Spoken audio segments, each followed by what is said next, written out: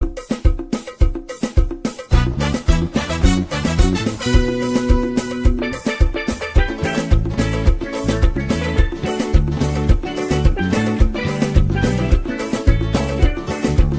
is your chance to hear it, so let her tell it.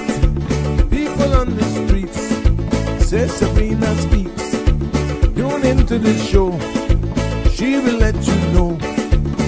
Tell all your friends and family.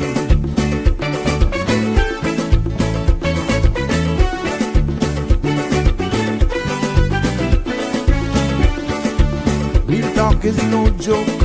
You get the news straight up from grassroots and concerns. You can hear some people gone. So tell all your friends to tune in to Good the evening, show. Cayman. I'm Sabrina Turner, and welcome to Sabrina Speaks, your daily dose of clarity, truth, and community insights. Every weekday from 5 to 6:30 p.m., we're tackling the issues that affect you, from national headlines to grassroots concerns. Whether you're in traffic or winding down your day, this is your chance to hear it straight and speak your truth. So buckle up, Cayman. We're not holding back. This is the show. We gotta let you know. Now we got to go.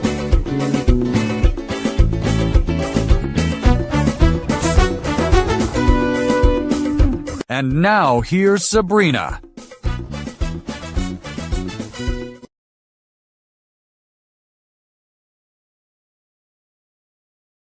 Hello. Good to be back with you. Good evening, good morning, good night. Yes, yes, yes to all of my friends and family streaming in from all corners of the world. Oh, I've been seeing you and I've been communicating with you. Good evening, but more so at home. Welcome, welcome to another episode of Sabrina Speaks right here on the CMR platform. We are Voices of the Islands, Conversations for the World, and the podcast where voices rise, stories unfold, and inspiration continues to take center stage. Yes, what a epic weekend it has been. Yes, I hope that all of you have had I don't know what to say, whether or not it's restful. I don't even know how to put it, because some of you are still possibly in celebration mode. Some of you are in depression. Like, I know some of my friends here, I've gotten 1-2 messages, but you know what? Like this common saying, you know, how, especially from Jamaica, they say hush. Yeah, tomorrow will be brighter. And that's not hush as in rude, but those of you who know what I'm saying, especially that cultural thing, you know exactly where I'm going with that. But yes, for this episode of Sabrina Speaks, I know you all are hungry. There was no show from the Cold Hard Truth this morning. Sandra, she'll be back with you tomorrow. I'm still here holding it down in the evening for you. And today we're going to just share, you know, just slide into the week. We're going to share some of the brief recaps, because it is still a lot of talks right now on a lot of people's chats. Social media has been blowing up. The memes started going exactly the minute that last whistle blew. And yeah, it's mixed completely. All sorts of stuff you got coming out there. So in this episode of Sabrina Speaks, we'll kind of do some recaps on that. And guess what? I'm going to start it today. Maybe we can go in some more, but if time permits, I will actually delve into it some more, because I have gotten approached by a number of persons. I was out and about this weekend. I was out and about this weekend, and a couple of people approached me. One person actually showed me an email that they got on their device from WORC that was telling them that they needed to do an annual declaration. Now, knowing this individual personally, I was like, what? But I had heard rumblings during the week about annual declarations and human resources department stressing and sorry, just let me pull this up. You know, putting pressure on a lot of their staff, saying, you got to do this annual declaration now, go and do it now. We don't want to get in problems. Hold up, exhale, stop. That's all I can tell you right now. Exhale. In this segment of Sabrina Speaks, we're going to break it down. We're going to break it down based on what the law has said. And yes, you may have gotten an email, but you have the right to respond. If you got that email and you are the holder of any certificate, RERC, spouse of Caymanian, spouse of permanent resident, civil partner, right to be Caymanian, RERC holder for being the parent of a Caymanian child, and that was granted, let's say from 2024, 2019, 2020, before May 1st of 2026, stop. We're going to explain that to you a little bit more on this, but you have a right to respond back to the email, but I do not want you running down there, going to pay a fee, going to file an annual declaration, because you're not. You're protected. But stick with me this evening on Sabrina Speaks for another informing, engaging, and yes, information sharing with you as we buckle down into another hopefully exciting episode of Sabrina Speaks, kicking off this new week here in July. And for all of you who are going off to the US right now, you know, especially Florida, those sales are on, zero tax for a month, kicked off today. On school supply stuff, from laptops to pencils, crayon, binders, you name it, anything for back to school. That kicked off today. And I know a lot of you, we've gotten, hey, look at the deal that we're getting here coming from the Cayman Islands, because we got that $1,000 thing, thanks to our government for giving us that. But also, if you're over there for an entire month, effective today, especially in the state of Florida, you can go and you can purchase back to school supplies, no taxes on all of those stuff. So stick and stay with me today for sure. I know some of you nursing on a wound, you know, I know. And I had family over as we go into the show. I had family over, just a few of us, very close family over. And I'll share with you the highlights on that, how that went down, but it was fun. Put it like this. Can you picture me with a big old pudding pan and a wooden spoon? Yeah, I had to pull it out, but I was actually getting at family. I was really provoking family in a nice way, but it was really good. We came to one conclusion though. Any future games like that, we cannot go out in public. We have to stay in our personal space. That's how badly behaved we are. But please do remember to continue to follow, share, like, and subscribe so you don't miss an episode of Sabrina Speaks. And yes, it's not hard to find us when you do that. It is also good to hear from you here. And I want you to get your feedback as well. It should be if you were one of those persons who have received, or your human resources department is just stressing you out, saying you got to do this annual declaration. But yeah, I want to hear from all of you here this evening. But before we go into all of the recaps of this weekend's highlights and all that sort of stuff, please remember the views expressed by callers, guests, and online commenters are their own and not those of Bridge Media Limited and its affiliates, the Sabrina Speaks show, or the host. This program is for general information only and not a substitute for legal, medical, financial, or professional advice. Now, all participants are reminded, however, to speak responsibly, respectfully, and any content that is defamatory, discriminatory, unlawful, or harmful is strictly prohibited and will not be endorsed or tolerated. By continuing listening, streaming, whatever platform, however you're hearing me live, yes, that participation implies acceptance of this disclaimer. And the number, should you be thinking, well, how can I join in on this live conversation? Or even send her a WhatsApp. You can do that.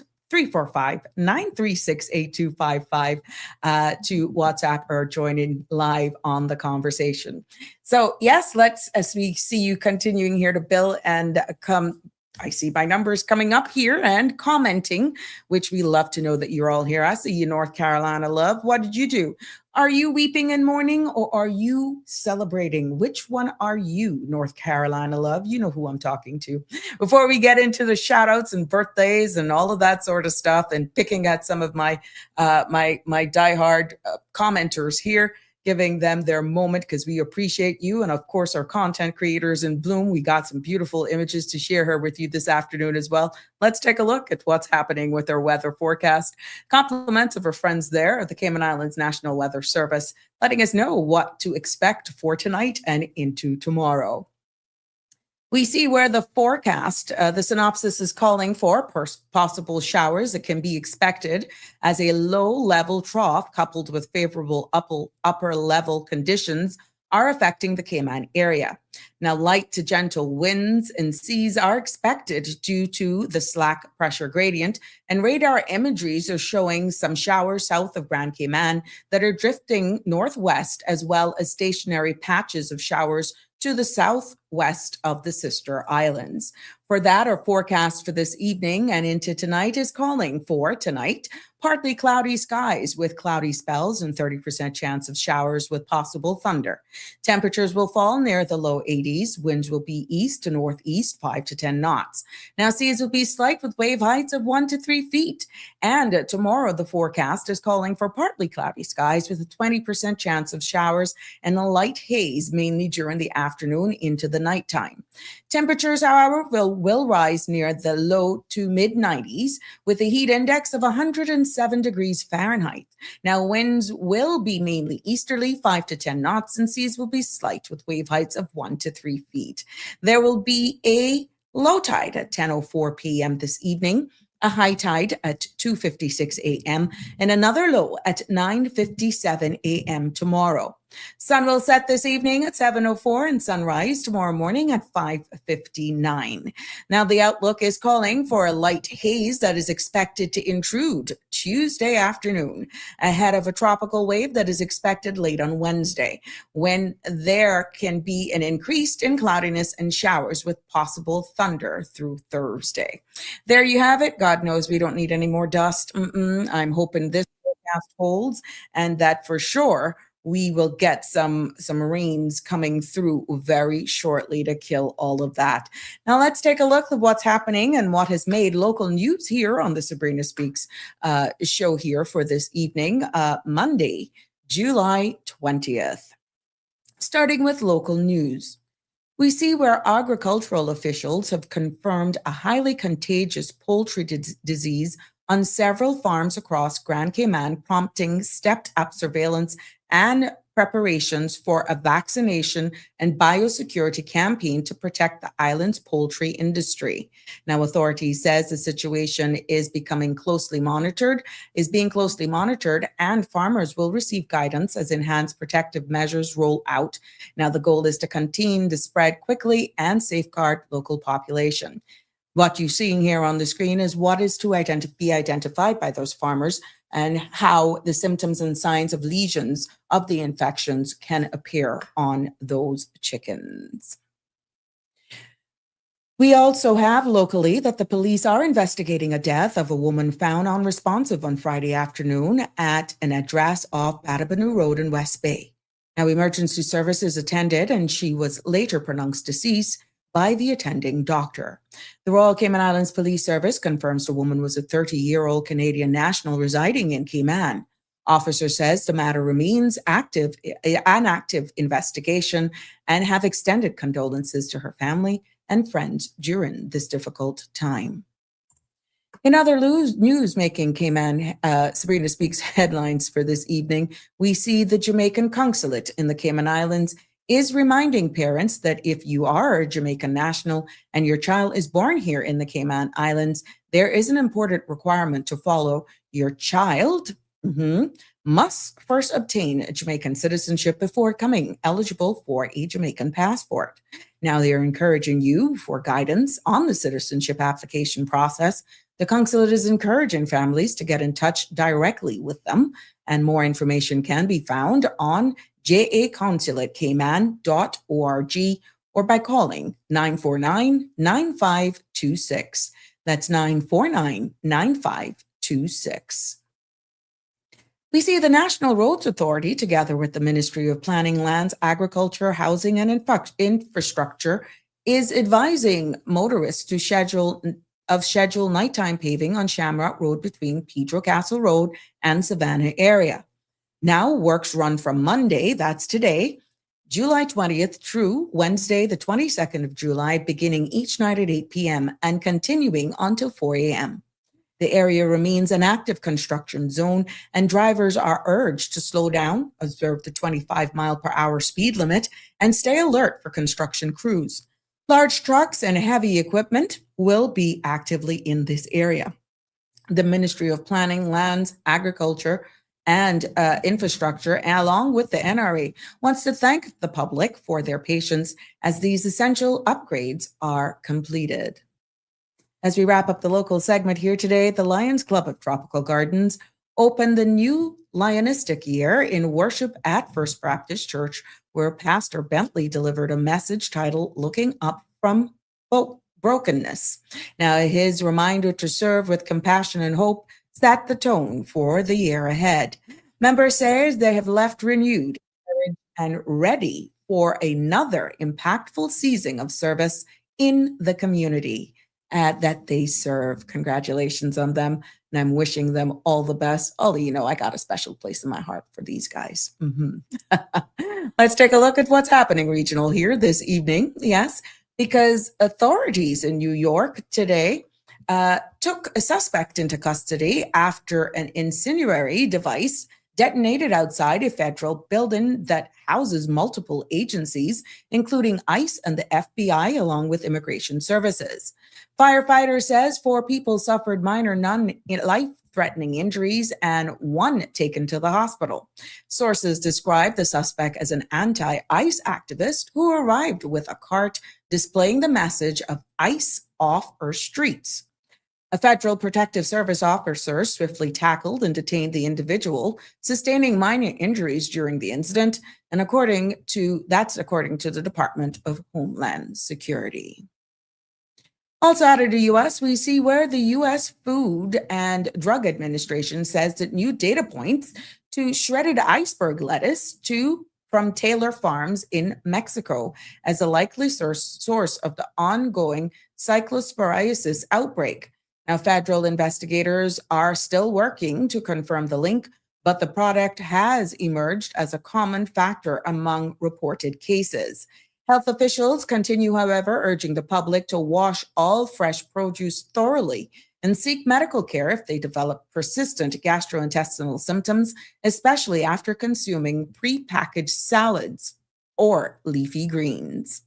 We head over to the pond, head over across the pond this evening because, yes, His Majesty King Charles III today received Andy Burnham and in audience at Buckingham Palace, where he invited the leader of the Labour Party to form the new government following the resignation of Sir Keir Starmer. Now, Mr. Burnham accepted the invitation and has now become the United Kingdom's 59th Prime Minister. The transition marks a significant moment in British politics as the new administration prepares to take office. As we take a look right now at our business markets closings for today, U.S. markets closed lower today. And the Dow fell 307 points to 51,839. S&P 500 slipped by 14 points, and the NASDAQ was nearly flat, down just 12 points. The Russell 2000 also dipped, losing 19 points on the day. Analyst says that rising oil prices and lingering pressure in tech keeps markets subdued as investors remain cautious heading into the week. That includes our news and business roundup here for this evening on the Sabrina Speaks Show. And we want to take this opportunity to just swing straight in and share and recognize those persons who are celebrating a birthday today. Yeah. Best wishes. And if you celebrated them over the weekend, I'm sorry that you were overshadowed with the final games of FIFA. That's okay. We celebrate you still. That gave you even more attention, more opportunity, to scream even louder for your birthday. Well, from all of us here on the Sabrina Speaks show, we definitely want to wish you happy birthday, wishing you many, many more as well. And best wishes going out to you. And the same we do for all of those who may be celebrating a wedding anniversary, or you just be celebrating life. Yeah, no matter what it is. From all of us, we're sending you lots of love hear from the Sabrina Speaks family. That is definitely for sure. And we know that we have those who are amongst us. We have those who are amongst us who are not as happy.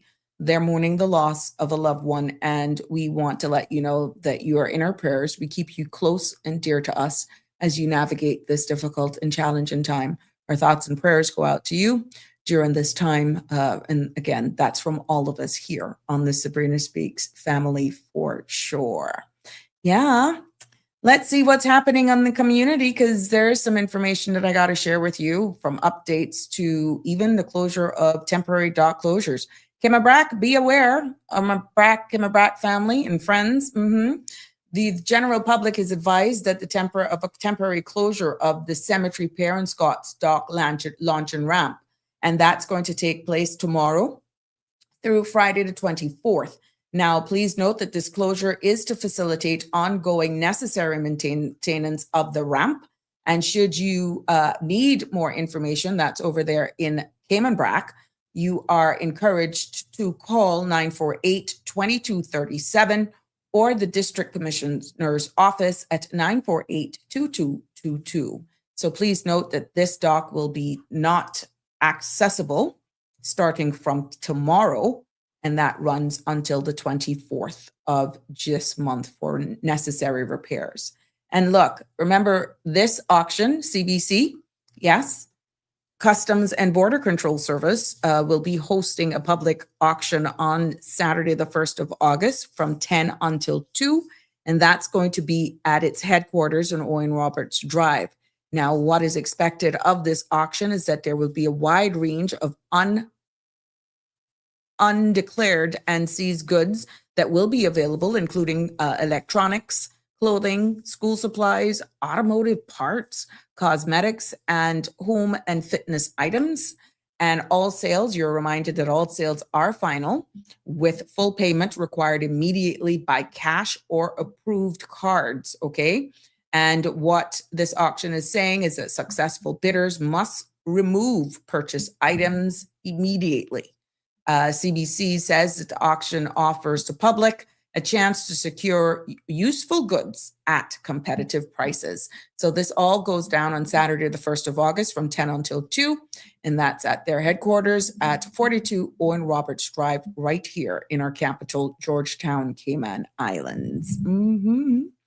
Another interesting thing, RIC to our residents of Red Bay and Prospect, but more so for those right now that this is going to be an active zone. You're going to be seeing a lot of works going on here. And I'm talking about the Eddie Sanchez Park, and that borders Prospect Drive and Victory Avenue. Now, there's going to be some works that is going to be ongoing there, and the public is encouraged to, once you're in this area, that you're going to see some heavy working going on there, meaning, excuse me, they're about to do some upgrades and finalize this park. Now, what is expected in here is that they're going to be preparing this park. This is the outline here that you can see. It looks like a wishbone, like a dog bone, but you can see, you can access this from Prospect Drive and Victoria Avenue. So what they're going to be doing right now is they're going to be placing facilities. It's going to be a multi-sports court designed for pickleball and basketball. Now, this new court will be enclosed by, and hopefully, a durable and commercial grade chain link fence as for security, okay? So what they're going to be doing anytime right now, which is why you're seeing all of this machinery there, if you live within the area or just going across, is that they're removing the topsoil in order to prepare the place, as the asphalt then will be put down. And then this work will go into straight into September. So there's lots of stuff that's going to be going on here. But the good thing is that this is going to be a place where there's going to be a pickleball and a basketball court. This has been ongoing, oh my God, for so much years. I know that the Red Bay Prospect Community Group and all the residents within the Prospect Park now remove political boundaries. They must be so happy to see this get on the way. So what is actually look for in the future as well is that they're hoping to get national CCTVs in place here, even some restrooms and facility lighting, and even some shaded gathering areas throughout the park is a long time forecasted enhancements and improvements. There are some there, as we already have that. But right now, what is active and what you're seeing going on there is to put down this pickleball court and a court for multi-purpose, including that of a basketball. So congratulations for all who continue to advocate for this, and definitely for the Red Bay Prospect Community Group for not easing up, and definitely looking forward to bringing this into fruition, because it can bring so much to a space and definitely a community. Donnie is in the house today. Good evening, Donnie. How are you? Hope you had a fabulous weekend. Well, are you one of those that's nursing your wounds, or you are one of those that is just celebrating? Some of you are afraid to say, and I can understand why. Oh my gosh, I didn't realize people would get so emotional and so caught up into football. Oh my goodness, you got to almost be careful what you say, definitely. And Dawn is sharing with us some beautiful flowers for today. Look at that. Look at those beautiful orchids that she has shared with us. Go girl, I see you. Donnie is sharing beautiful orchid bloom today. And yes, I know you may not say, well, where's Connie? She's normally the first one. Connie is stuck in the office, but she assured me she's listening, and it didn't stop her from providing her beautiful flower of the day as well. These two ladies are my content creators. Look at her. She shows up. These two are content creators in bloom, really loyalists, like so much of you as well. Who constantly show up here. And for those who even give us and share sceneries with us, we appreciate you as well. And we love sharing them. So Alfred Reel must be chowing down something very heavy. He's gone very quiet, or he's just still trying to come up from that carne asada that he shared with us. Yes, North Carolina love. Good evening to you, my love. My team Spain won the World Cup. I'm so happy. You know what? I'll save something. I'll come back to that in a minute for what I'm realizing here, specifically here, in the social media space. I'll say something what I'm seeing, because I thought it was Argentina and then I thought it was Brazil. Well, maybe it's because now you had to choose between the last two, but I still, let me see something. Let's see. Miss Barbara G, good evening to you as well. It's good to have you here with us this evening as well, joining in and commenting. Always good to have you with us for sure. Yo, Donnie says she's celebrating too. That's right, girl. Yes, Donnie is celebrating. Connie she's a ride or die. Connie was, she needed to see the doctor. Or the heart specialist, maybe? Which one? She is still recovering, but still good spirit. She was still able to produce a beautiful flower. I hope that brought her joy. But it's only 4 years. You never can tell. Look. Somebody had to win. But I tell you what, I'll say more in the middle of the of our show, because I'm going to cover that in a couple of minutes. Damian Henry is here with us, staying up late as usual, and he's saying, "Happy Monday. Wisdom teaches us that not everything in life can be rushed, and patience gives us the strength to endure what cannot yet be changed. Through patience, we learn, we grow, and we gain the clarity to make better decisions. While knowledge tells us what is possible, wisdom teaches us when to act, and patience gives us the courage to wait for the right time. Patience is the companion of wisdom." Yes, mess with you. Thank you, my dear. Damien, are you celebrating or are you in mourning today? Talking about the FIFA. Yeah, see, she's here. She's in traffic. Oh, yes, her heart is broken. She's trying to repair it. Oh, yes, darling, you and many more. I am quite sure that it's just amazing the reels that popped out of nowhere as this came to an end. It's like social media just started blowing up. Some of them are quite funny, to be honest with you. Some are very funny. And that is what is so interesting, to be honest. Some of the funny memes. Oh my goodness. I don't know where people get the get that from. They're so creative with that, and it's amazing. Oh my goodness. Marshall, what do you say? No weeping for me around here, honey. Just joy. OMG. It looks as though, let me say that now. It seems as though a lot of people, for whatever reason, preferred the winnings to Spain. I don't know. That's the sentiment that is on the ground. And you're gonna have good. I respect those because in my family, we got diehard, ride or die, you name it, persons of Argentina, no matter what. But it seems to me overall that people were really, really happy with the results. And if you have to do it based on the play, which I'll go into here, including the halftime and all that good stuff, I would say they earned it. They really, really did a hell of a job. They kept the pressure on. I said it at the family gathering here that that the goalkeeper from Spain was just having a field day because hardly ever did the ball go down there. So that was pretty, yeah, he had a field day, to be honest. He was just relaxing, chilling out in the shade. And the results, you could see it, you could feel it, you could feel that momentum building.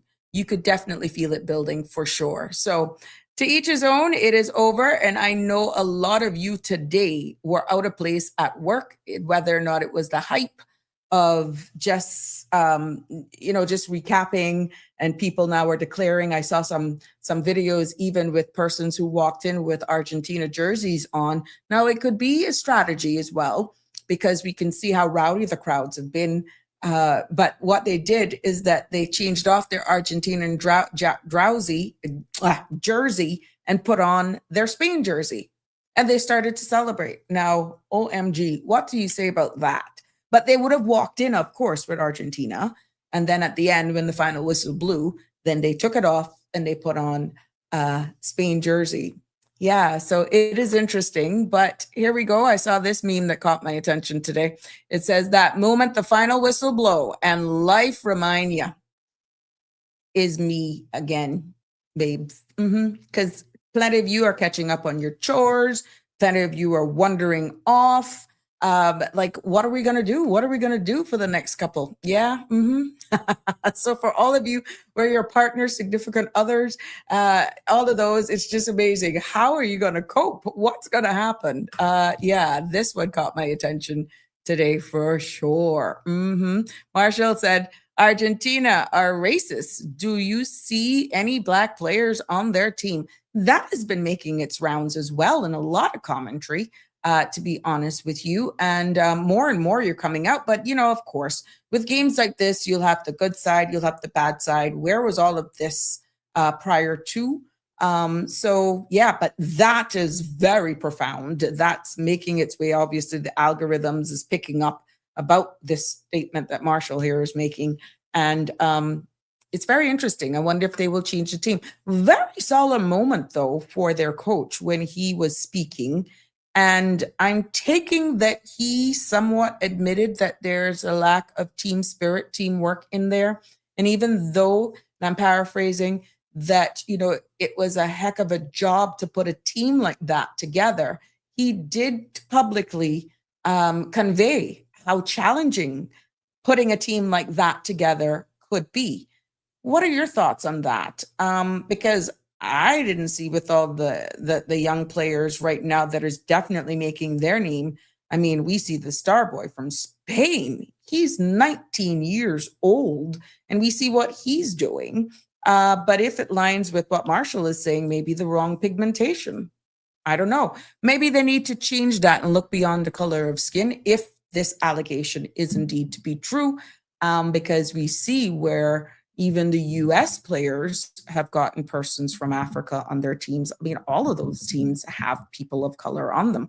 So maybe there is some truth to that if you want to look at it from that through that lens, that aside. But I think there's a lot that was not said from the coach where they just lost, possibly because of team spirit. And we saw that they all played as a team from others. But even those diehard fans who honestly are true with themselves, it was a hard game. Both sides tackled. Both sides should have been fouled on different things, whatever the case may be. But if you had to be honest, when you looked at who played the game yesterday, kudos go out to Spain. They came to play ball. And from a diehard Argentina fan who was in my presence, they're like, they think that they went out, from their opinion, they felt that Argentina went out saying, look, we got this. We're just going to make this run out to penalties. We got it when it comes to penalties until the first goal was scored. And then that's when they tried to heat up their momentum. Now, that's not me. I'm just paraphrasing from a diehard Argentina fan, but one who was true with their observations. Now, and I think if you really are fair with yourself, you can actually see where things really heated up after that first game went on. I think they were just hoping maybe there were going to be no scores, that it really played out to penalties. And we know what happens in penalties, but it didn't work out that way. And definitely the winners are the winners. And congratulations to Spain. I see where in Barcelona right now that crowds are coming out in droves as they welcome. They've had marches and the team has arrived back home safely, thank God. And they're embarking on their new journey. Lots of good things came out of that. Connie is saying most of them are the Brazil wagonist. Yes, they played very well. Thank you. See, even diehard Argentinian fans are saying that Spain did play very well yesterday, to be honest with you. Yeah. The speech was on TikTok. Oh, okay. Wagonist, them auntie. Can't fool me. Wore my jersey till the end. And I see plenty. Yeah, I see plenty of them still. Look, it's a ride or die. It's a ride or die. Somebody got to win, right? Somebody got to win. Damian Henry is saying, I'm glad Spain won, even though it's not my team. Champions of the Europe and the world. Connie's also weighing him. Racism is everywhere, even here. Most of you all have displayed racism towards, I'm thinking Argentina too. Argentina too. Okay. Like I said, I'm not out there. I am very, like I said, all through this entire FIFA thing. I know a lot of you don't like that with me when I say my team never lost a match in this. Nope. And it's because I respect it. It's like religion and all that sort of. There's just certain things you just don't get into. Oh, let me share a joke with you. I was in Cost-U-Less on Saturday. Standing up, and I wish I could find this gentleman just to hear what his feelings are like today. There was a gentleman, a native from West Bay, because the accent was so strong. And he came in pushing his cart, and I mean, he echoed Cost-U-Less. Argentina, we gone with this. I mean, he had the, hey, let me tell you something. If there is somebody who was an ambassador of Argentina in the public, it is that guy. And for all of you who were in Cost-U-Less at that particular time on Saturday afternoon, I'm quite sure you know exactly. If you were close to the checkout area, I was in line. You would have heard this gentleman. I mean, he had Cost-U-Less for himself. Anyhow, there were two other gentlemen, obviously, who knew this gentleman from West Bay. And one looked at the other gentleman and said, yours, Bobo. In true Caymanian West Bay form, right? And you say, yo, can't do nothing with him. I gotta own him. He one of us. He's mine. And I just stayed there, looked at this. This gentleman is just picking up Argentina. And out of all that was going on yesterday, when I saw Spain won, the first person came to my mind was that man from West Bay. Oh my goodness. I wonder how he's doing today. But I must tell you, I admired his confidence. That was his team. There was nothing getting between the cart, him, and everybody, no matter what team you were on. He would team Argentina. And I liked the two gentlemen that were, of course, at different checkout stands, totally different lines. They literally had a full-on conversation just with their eyes. And, eventually they acknowledged he one of us. We got to keep him. It is what it is. He's one of us. But, to all of my West Bay people, if you know who I'm talking about, because I don't care about it small, I would really love to hear from him today, not in a making fun of, but to applaud him for his confidence. And it just goes to show the man not prejudiced with who he was supporting. And he just took over the supermarket. Nobody was, of course, intimidated. Nobody was scared or anything. But the man pushed his cart inside and he just echoed. He echoed cost you less on Saturday afternoon. But it was just all fun. You could feel it building up. You could just feel it just building up. So Connie, let me tell you something. If you want somebody to go on that, we got to find that gentleman from West Bay. I personally do not know either the three men. But I know like how they said they own him. They were all our people. But I personally do not know either the three of them. But I knew that they were our Caymanians. And you would never know based on their reactions, though, whether or not they were for or not Argentina. But I know one thing for sure. They claim him. Oh, yeah. They claim him and they say, he won us. But the other one say, hey, he yours, he yours. He say, yeah. Mm-hmm. He won us. We got to keep him. That was funny as heck. So I had to share that one, but I'm hoping at some point in time that I would be able to cross paths. I think I would be able to identify him if I saw him again, but it would have to be in the same setting, not necessarily saying very much. Bitch, it seems like his personality, he wouldn't give two shakes of a duck's feather what you think. That's just his personality I got from that exchange and what I witnessed on Saturday. But it was fun. It was fun seeing them. Connie's killing herself laughing, and Damian Henry's weighing in. The World Cup allows individuals to research and look into history of Argentina and racism. And I'm seeing that as well. And not only that, for what these host countries, and that is the big announcement as well that's coming out, host countries, and what's the huge takeaway. But because I know a lot of you are just tuning in, I want to just say welcome to all of those persons who are just joining us this evening. So we're getting a lighter mode and lighter tune of the beginning of this episode here, just reminiscing about the weekend. I'm quite sure a lot of you have stories, whether you decided to take in the game at one of those hosting parties, or a local watering hole of your choice. I saw where a hotel or a couple hotels provided a watch party as well. Huge ballrooms were turned into like big cinematic type theme, and you pay an entry fee and you had all of your snacks and all that sort of stuff. And it was amazing. I saw one where Spain won, and you knew who was automatically, just by the landscape of that room, who were team Argentina. And then the few who stood up boldly, like they didn't care. Of course, their team won. And yeah, but oh my gosh, it was so good. And I knew that a lot of the places were just overflowing with people. So we know what that has done locally, even to our economy. Whether you chose to do it at home, I still had to go to the supermarket to top up on some snacks and that sort of stuff for the grill, for the oven, you name it, whatever it was. It still forced me to go out where else.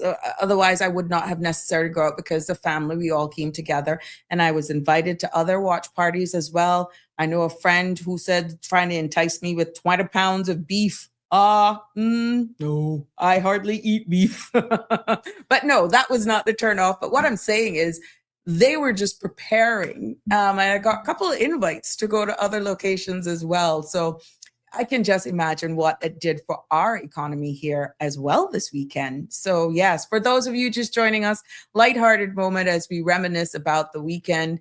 And definitely starting off with Saturday, that was a huge thing where England, yes, yeah, England and France gave us that 10-goal explosion. But you see how that ended up, where England came out swinging and France came out fighting. Yes, the scoreboard at the end of the day, you know who won? 10 scores altogether. Of course, the UK, England went home with 6-4. I think with how they played at that last match, taking home third, is it third place? Yeah, that if they had played like that for the entire term, oh my gosh, you think England, we would have had a holiday? Who to tell? But that was something that if you wanted your heart to be pounding and all that sort of stuff, that match on Saturday was something, of course, that set the stage for Sunday's episode. And that came into what is now making all of the commentary is, come on, let's celebrate Spain. It was almost, 80-odd thousand people there on Sunday in that Spain versus Argentina game where Spain took it home with that one. And we know it went to 100 in that 106th minute. I had to get the notes here. Then, they lifted a trophy. This is what 80,000 people kind of looks like. Do you realize that's almost the entire population of the Cayman Islands? That's exactly how much people were there. Now, conversation came up whether or not we could deal with that crowd personally, whether or not one could take in that kind of crowd. Oh my goodness, but these are real pictures. And that is what it looked like for different vantage points of that stadium yesterday, of all of those persons taking in that game. And then, of course, we see where the World Cup, has brought, and all of the prizes and gifts were actually awarded. And that golden ball, of course, each person I'm seeing got this. And of course, the ring, we did an entire segment on the ring. Each player got a ring. And silver ball went to Messi of Argentina. This is a gold ball that I'm seeing. This is the World Cup itself. And then I see where the golden boot went to Mbappe, of France. So, yeah, but these are quite interesting how these all turned out. And of course, the bronze boot went to Bellingham of England. Messi ended up with the silver boot for golds. And then the golden glove went for best goalkeeper of Spain. That is Simon of Spain. He went with the golden boot. And then Fair Play Award was taken home by Netherlands. So we saw that. Now, what were your thoughts, if you mind sharing with me, of the halftime show? I'm getting mixed reviews on the halftime show. Like, people were not for it, saying that it is too Americanized. It is not what it is. And then, wow, the national anthem that was sung. Oh my goodness, what a pair of vocals there that we saw on display. So yeah, people, I'm getting mixed on that, on the national anthem sung by Jennifer Hudson. And not everybody was too pleased with that. Not the anthem, but the halftime show overall. So yeah, but we saw where Shakira, we saw Justin Bieber, and even Madonna participating in the halftime concert.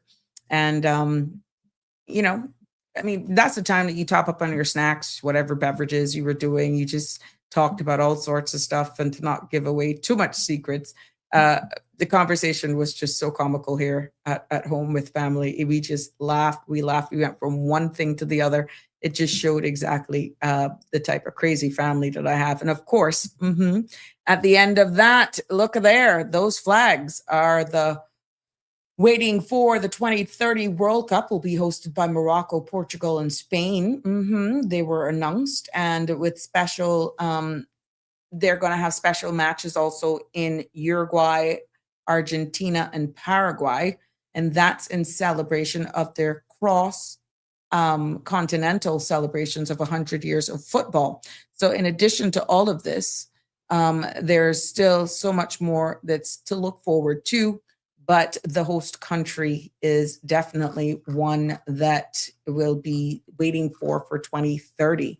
Now, a lot of conversation I saw come up as well in regards to what each country takes home. And I'm going to give you this quickly before I go into the annual declaration conversation, which I know a couple of you are waiting on to hear that clarification. But the Spain winnings is US $50 million. And that is the official FIFA prize money. They also take home the World Cup trophy, global prestige, and they get this whole renaissance and welcome naturally back in their home. Now, Argentina earns about 34 million is what I can find as runners up. And even England took home 29 million for 30 for coming in third place. And France earned themselves a good old 27 million for coming in fourth. So it's not like these teams didn't really go home with anything.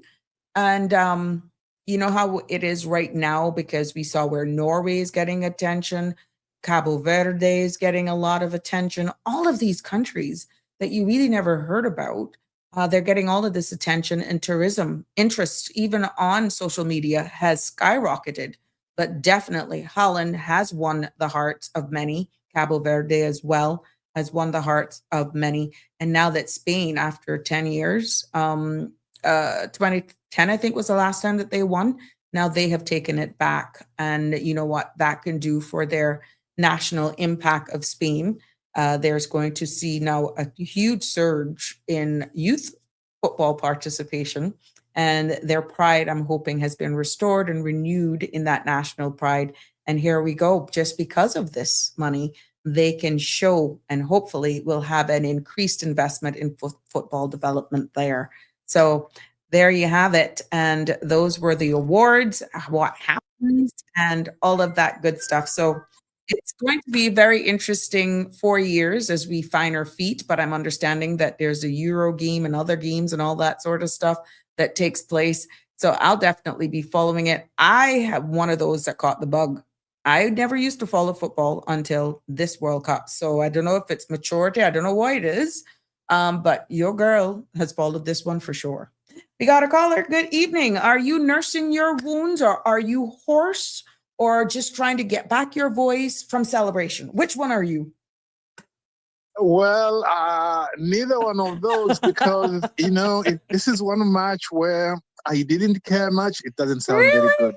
I didn't care who won, but on marginally, I thought that, it was good that Spain won, for one or two reasons. But otherwise, I didn't have like a very strong feeling. Mm-hmm. But I know that sometimes when the thing about sports is like you tend to enjoy them more when you support one side strongly and it wins, because then you are really happy. And then because if you support the one that loses, then when it loses, you are really sad. I guess then that's why I don't actually fall for any. I just said, I was honest when I told you my team has not lost a match, because I never was in pretty much sports, Mr. Samamba. I never usually follow sports. I would sit down and watch a good game of basketball, every now and again, volleyball. I'd like to take in a good little NASCAR race every now and again. I'm not going to be a bummer or pooper, your party pooper, no. But to say get that invested into Brazil, like how I see some people, I've never been one of those persons. But even now, I enjoyed all of them because I was not diehard any. And I think that's why it was different for me. Well, you see, sport is very funny, right? Because look, I like if you grow up in a particular area, right? Like like the little football team where I grew up and so on, I've always supported them and that kind of thing. But it's very funny sometimes you can join a match and you are watching it on TV and you do not even know who is playing. It might be one of these insignificant matches. But within 10 or 20 minutes, you will start supporting one side. You will say, well, I like the ones in blue. I like the one. Right. I mean, it's almost illogical. There's just true. a certain thing. Yeah, it's really, really interesting. I mean, what we try to avoid, of course, is to. I know somebody, a friend I used to have in the British Virgin Islands. He was one of those like who felt so bad when his team won that even before the game, he would try to avoid really getting hyped up. He says, yeah, I don't want to support too much because in case they lose, Oh you see, my then I'm going to be God. very sad. This was a man who was already in his 50s. You know, I thought by that time he would have, he would have learned how to control Cope. his emotions. You know? Oh my God. No, but I gotta tell you the truth. For somebody who really did not have a side in what you described is exactly how I ended up being as I watch each match. And Yeah. it's amazing. Your heart skips a beat. And then because by then emotionally you're getting connected based on how that one is playing and da da da da da. And then you see them, oh my Yeah. God. And then your emotions go up and down. And I'm like, oh, Well, this is why I do not go die hard on any one country. No, it'll kill you. Look, and you know, when I was in England way back for about 5 months studying, I used to watch a lot of soccer. And what happened was I was a British Council scholarship, although that's not the main part of the story. The British Council was given 5 tickets to watch the FA Cup final between Manchester United and Arsenal. Mm-hmm. And so what you did was there were like 800 British Council scholarship students. So basically you put in your like a ticket to, like it was a lottery. They said, okay, those of you who want to go to the match, you just go and sign a little form and then they'll put it in the box, and then the 5 which will come out of that, about 800, then will go to the final. Mine came out and I went to see the final in 1979. Man, I mean, I had been to matches at Stamford Bridge in Chelsea because I lived close by there. And I even had like a little card, you know, for membership. It was more like a memento or anything. But when I went to the final itself, just the atmosphere, even TV doesn't capture it, you know. I mean, people drinking, the way It's just they behave amazing. inside It's the amazing. it is just something else. But you know, talking about you were saying that you're not too much into sports and so on. It's amazing. When I came to the Caribbean in 1997, the original time I came to Cayman in 2003, but to the Caribbean in 1997, I was not too much into cricket. I got into cricket. And then I got into American football. I got into it, and up to now I'm into it so much that if you are playing, if there's a cup final, maybe European Cup final in the UK, in Europe, and there is just a regular league game of American football, I will watch the American football. Okay. That's how much. Wow. And yet I didn't grow up on that. But once I learned the rules, I started watching it and getting into the personalities. It became really great. But you see, we're talking about the halftime show. I didn't watch the halftime show, but it's just interesting how everything really in sport is moving towards being Americanized. I think last time when I called, I talked about how, you know, initially the European teams didn't put the names on the back of the players shirts, behind. on the back of the jerseys. Exactly. And yet in America, they've been doing that for a very long time. And now we've got VAR, which existed in America for a long time. And I think that trend is likely to continue. And now we've got a halftime show. Can you imagine in the World Cup, they never used to have really a halftime show? Correct. Which is what some of the commentators, what I love, I must tell you something. The difference between us here in the Cayman Islands and the commentators in the United Kingdom, oh my God, they don't have no filter. Those guys, they call it as it is. And to us, we'd be like, how rude, what a pompous, you know what? Oh, that's bollocks. They call it whatever it is. And oh my goodness, they are not having it for sure. It's not actually accepted by them. And just their commentary on it is it just blows my mind. Of course, there are other countries as well who does not see it, and why. They're asking why, and they're hoping. They're even, you know, scuffing at the leader of FIFA.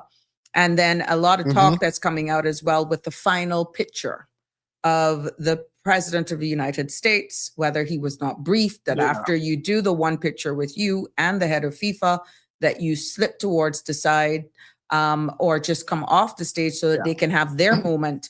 Of course, he stayed there longer than expected. And now, based on one's perception, I watched the whole thing. He did not come off in an appropriate time. And that's now getting some flashback. But to not take away from that, my thing is, if you have to try and follow American politics now with this current leader, it's almost like, okay, Mr. Balika, you and I are going to go to an art gallery, but all of the pieces is going to be abstract. There is no way. You got to go with an open mind, because how you're going to perceive something and how I perceive it, it's abstract art. None of us are wrong in this particular case for that analogy. I think that's how we have to look at that in order for us to just continue moving. You're going to have to always think you're in an abstract art gallery and how you perceive it and how it could be. That's how I have to look at that without taking away from the moment. But that moment is also making a lot of headlines. This last picture. Actually, I was going to say something about that as well, because, well, you see, what you're saying is correct, because a lot of these things are questions of interpretation. It's like, for example, when you're doing a class in English literature or any literature course, you read the story and then there are interpretations. Do you think this character intended to do A, B, C? And then you say, well, different people will construe it differently. And that's part of the academic study of it. But talking about that issue specifically, I know that the way he behaved was such that a lot of people read it into his broader character to say, well, because you see, he always wants to be top dog, and so he didn't want to leave the stage. Now, I won't rule that out, but I also don't rule out the fact that, as you say, he might not have been briefed. Okay? It's like, you see, in America, if I remember correctly, in the American sports, when they give them the trophy, the owner of the team is there as well. In Europe, they don't do it like that. In Europe, it's always just the team. But you see, with him, it is possible that maybe he wasn't quite sure what he was supposed to do. And then the president then went there and sort of tried to politely tell him, no, it's not your moment, you know. So I think, I mean, it is possible that it was another sign of his egotistical self. But it's also another sign that maybe he wasn't quite briefed and it wasn't alive to him that, hey, look, this is not for you, because this is an unfamiliar thing, although he did the same thing with the club championship. Yes, I saw another clipping with that. So again, whether or not one is not brief or he's doing it his way, who knows? Like he's in an unfamiliar situation. It's abstract. That's the only how you're going to survive his presidency. Look at anything he does as abstract art. And that's just being as diplomatic as I can be. Yeah, it is. Now, before I leave you, Sabrina, we've got a new prime minister. Yes, I did that in the news. Yes, you did that. And we've got a new prime minister. And of course, there's always the talk about, well, what is there for the overseas territories, from Cayman in particular, and there will always be that. And personally, with me, I would say I think maybe I would always wish that there's better good governance in Cayman. Not that it's bad, but I think there are some instances where it's bad. So that's one thing. But the main thing that I wanted to comment on, do you see how undemocratic the system in the UK is? Burnham was a minister, I think, under the Gordon Brown government, and he was an MP. Then he left. He became mayor of Manchester, and only in the last few weeks or months, he ran in a by-election and won to become just an MP. And really, before he starts even work as an MP, he is now prime minister. Do you think that is right? Nobody voted for him. I mean, to me, that is one of the most awkward, doesn't quite capture it, undemocratic system in the British system. This idea that whenever there is a coup in your party and they remove you, then you become leader of the party. Then so long as your party has got the majority in the House, in Parliament, then you become Prime Minister. No. And I think in the Cayman Islands, I think we are thinking about the right thing. In that, I know James Whittaker put out something Yeah, some an time article. back, and Hmm. an article about that, because his view also was that if I remember correctly, that the prime minister should be directly elected.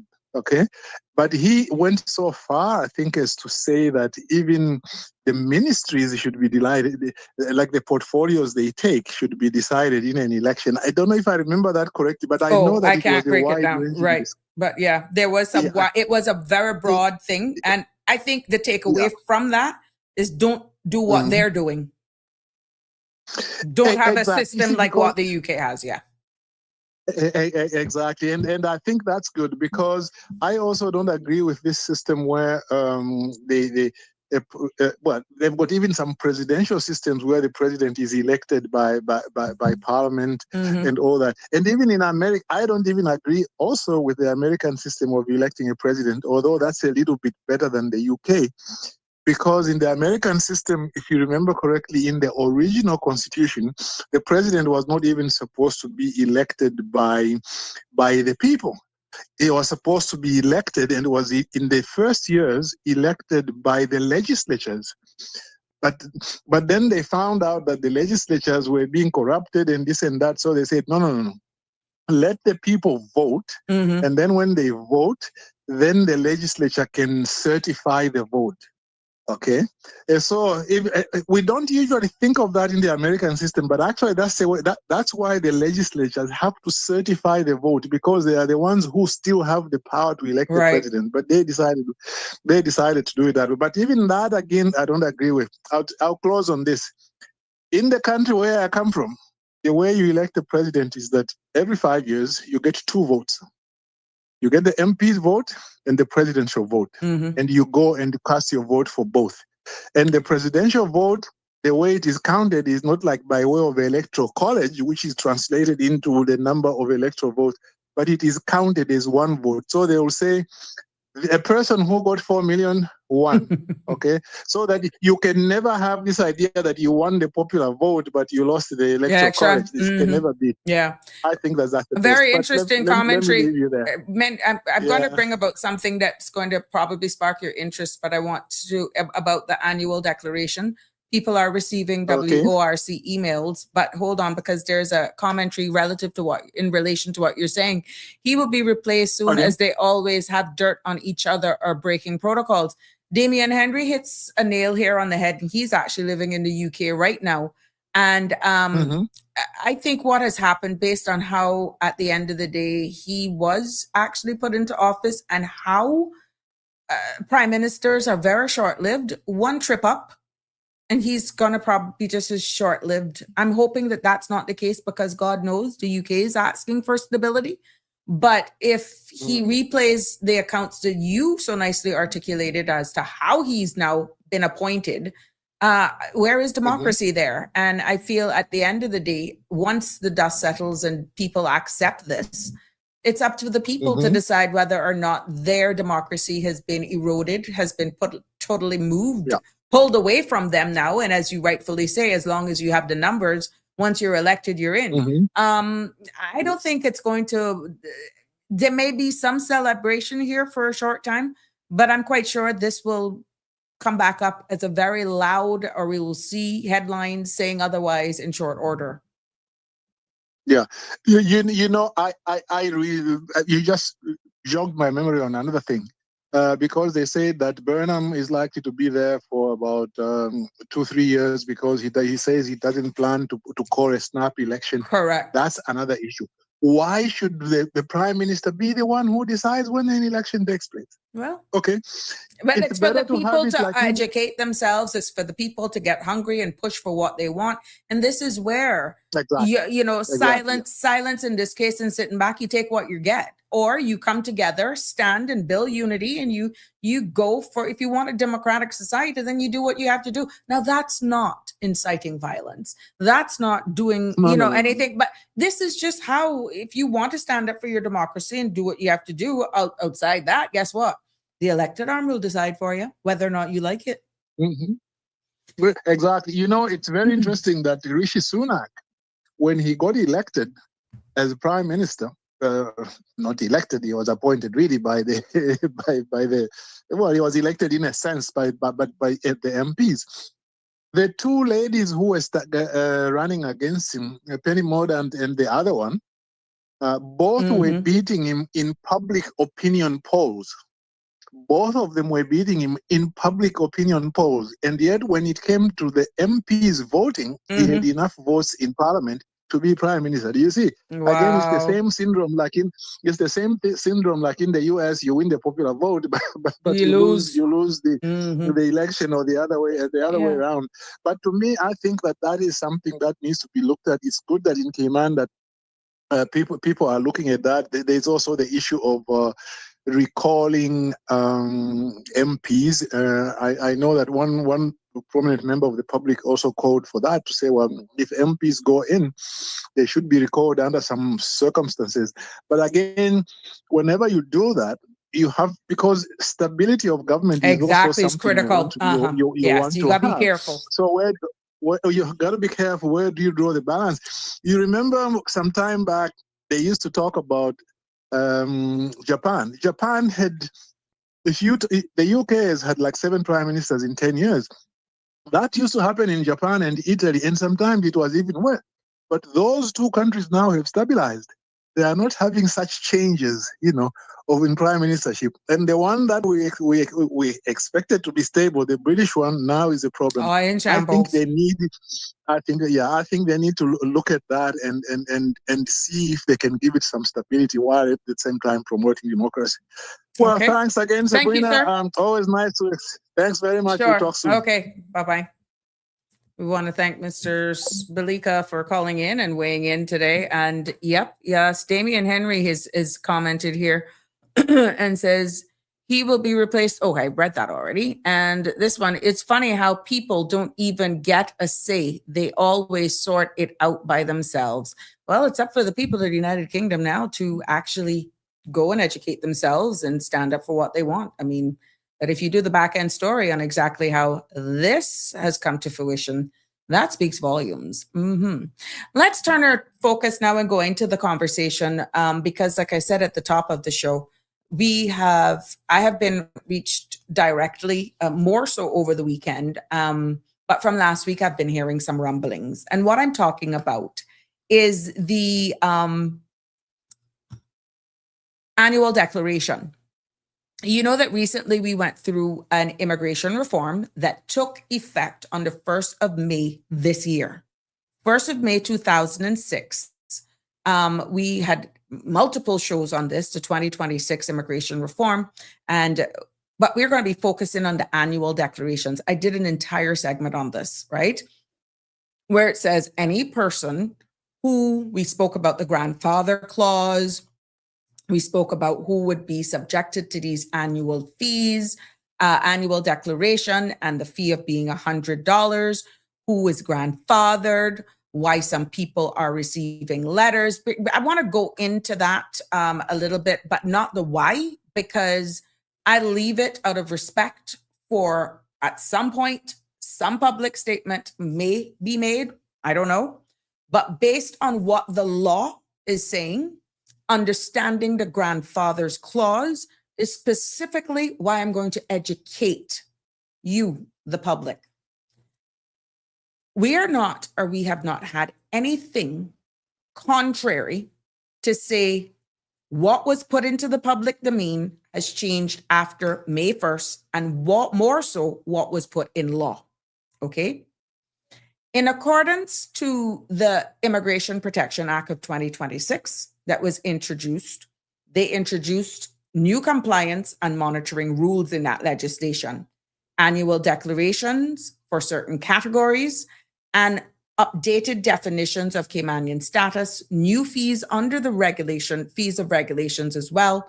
And there was also a transitional provisions that was protecting existing certificate holders. Now, we noticed that there is the WORC guidebook updated in June, and this is constantly being updated and it's causing mayhem. I shared that with you in an earlier segment in speaking to people where they're literally pulling their hair out of their head, because even though it is trying to update these guidebooks, it is hard to find where those major changes and updates took place without proper guidance. Okay. But in this WORC guidebook, I thanked the persons who are working on it. But then with all of these changes that are happening so quickly, and it's causing some confusion. People are having a hard time keeping up with it. But this guidebook explains how the new system works, which categories in this guidebook as well must file annual applications or declarations, and which categories are exempt. Again, in that guidebook, it had how transitional provisions were going to apply.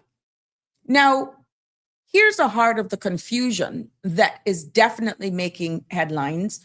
Human resources are pressuring their RERC certificate holders, even status holders, persons who are holders of RERC certificates. One I saw with my two eyes that were granted from 2020, they received an email saying, hey, you need to do an annual declaration and pay $100. I'm like, no, you're grandfathered in. What are you talking about? Hold on. This is the heart of the confusion. Okay. This is not to point fingers. This is not to disrespect anyone. This is just breaking it easy, trying to be as diplomatic as I can to educate the public on what's law.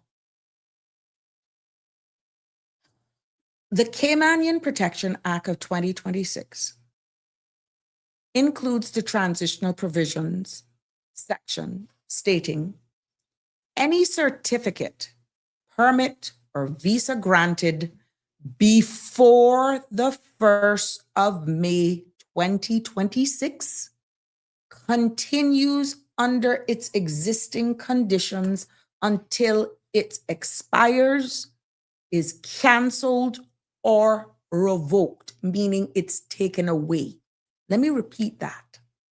In accordance with the Caymanian Protection Act of 2026, includes a transitional provision sections that clearly states any certificate, any work permit, any visa granted before May 1st of 2026 continues under its existing conditions until it expires, it's revoked, taken away, or is canceled.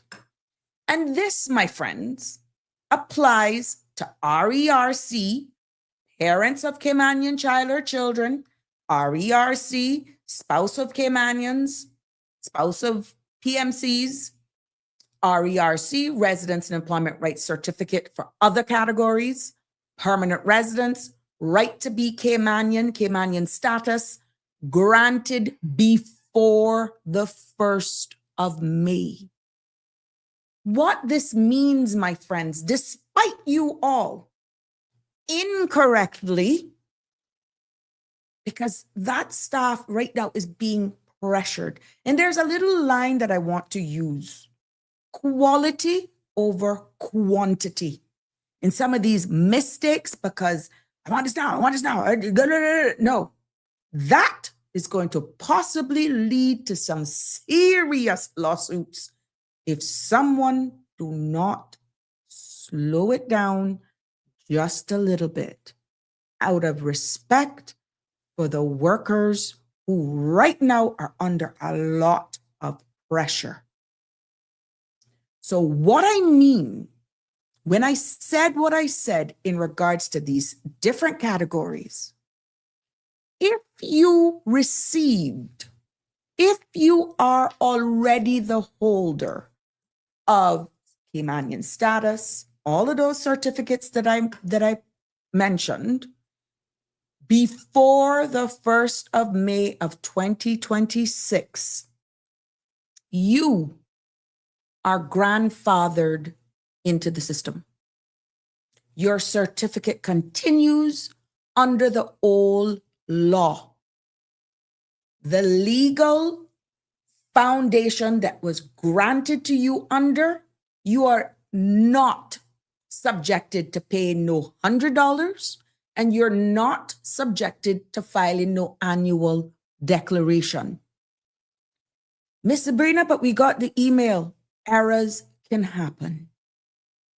If you get a letter, if you get an email, and you know you are the holder of a certificate a year ago, 3 years ago, 6 years ago, before the 1st of May, you have the right to respond back to the email and said, I've received this email telling me that I need to file an annual declaration and pay the requisite fee of $100, but I draw to your attention that my certificate was granted prior to, before the 1st of May, and in accordance to your law, I meet the requirements to have been grandfathered in, therefore not required to file such a declaration or pay such a fee.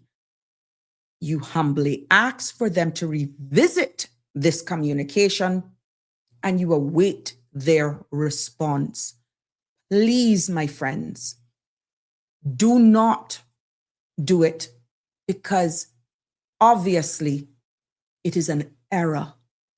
There has been no public laws that were changed that says otherwise.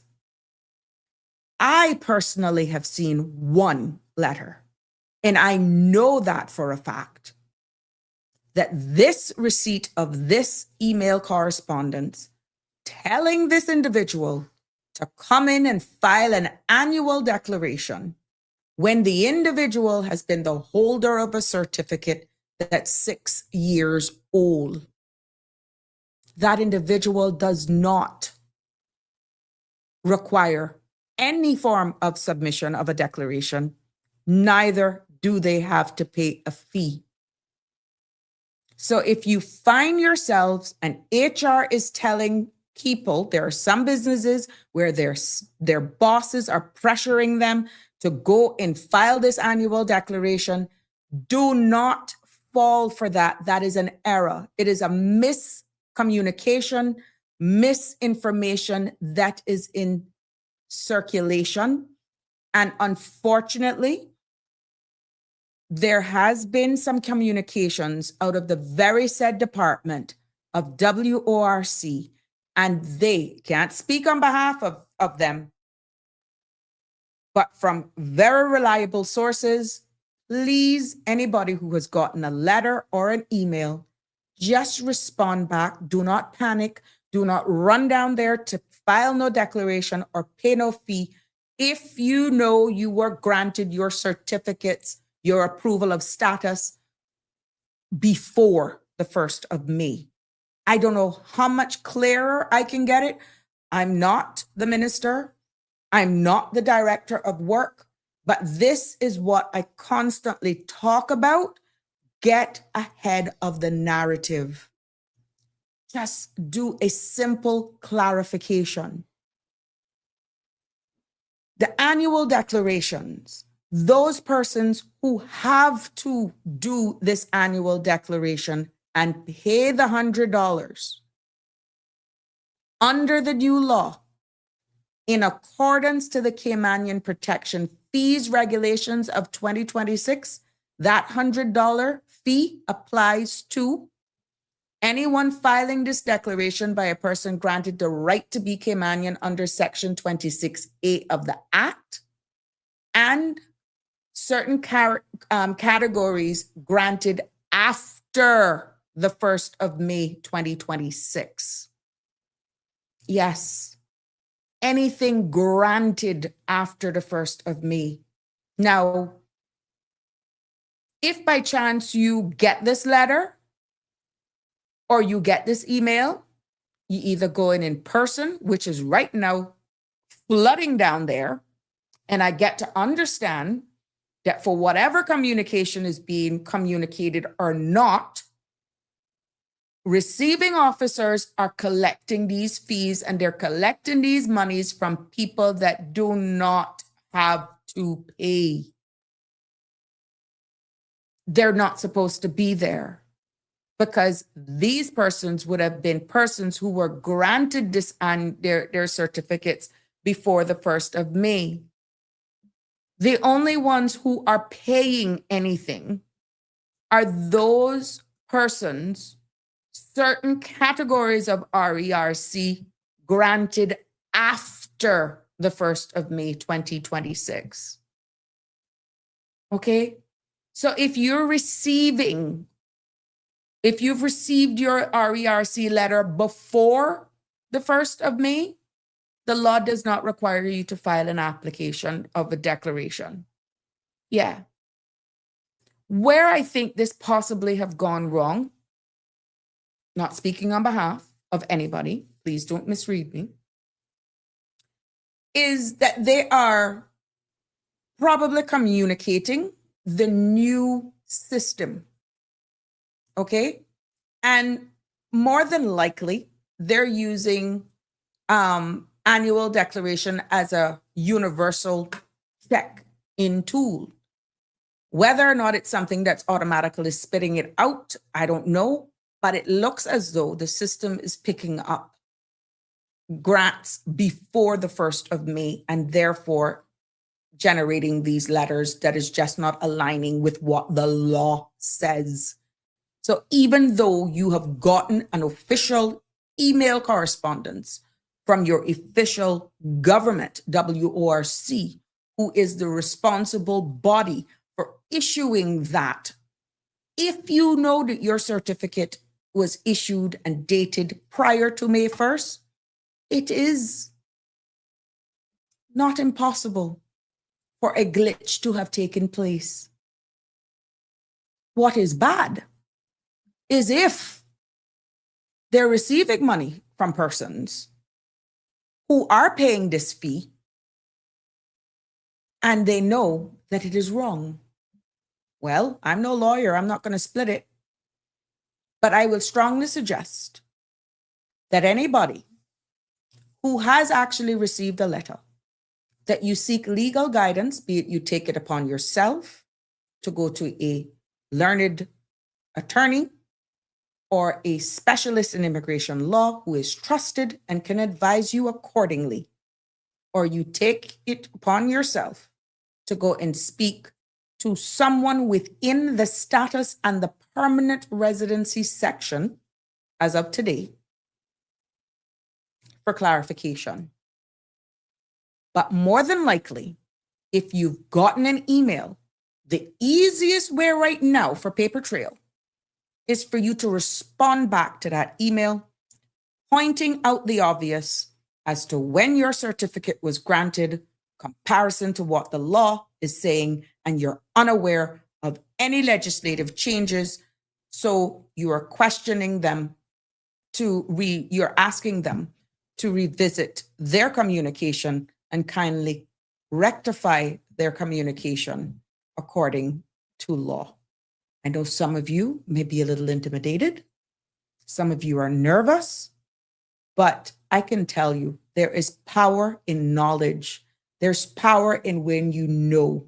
And I can assure you, with what's happening possibly behind the scenes, and out of respect for someone who used to do that job, the more informed the public is, the better it is for even the employees and the workers behind the scenes at WORC. Because right now, someone is going to possibly challenge this if this continues, and that is only going to possibly lead to lawsuits, and guess whose expense? Now, I stand to be corrected. The Attorney General's chambers, should somebody challenge this, because it is happening.